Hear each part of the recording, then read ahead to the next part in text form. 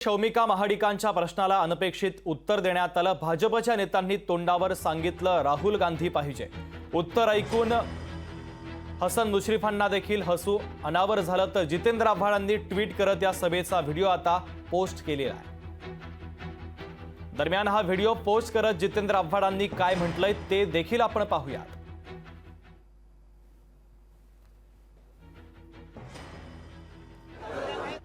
Jitendra आव्हाडांचं tweet आपण पाहतोय। भारतीय जनता पक्षाच्या महिला जिल्हा अध्यक्षा शौमिका महाडिक यांनी सभेला जमलेल्या श्रोत्यांना विचारलं,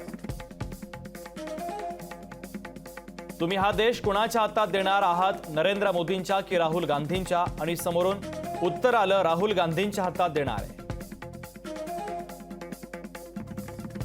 यावेळी आमचे पूर्वीचे सहकारी हसन मुश्रीफ यांना देखील हसू आवरता आलं नाही। त्यांनी देखील खळखळून दाद देत आपण हरत असल्याची कबुली दिली।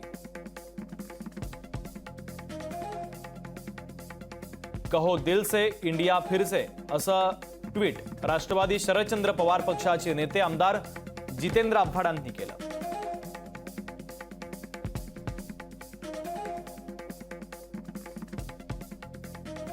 राहुल गांधी हा एकच पर्याय दिसतोय मला।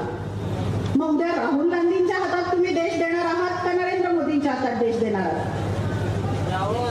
अरे वा,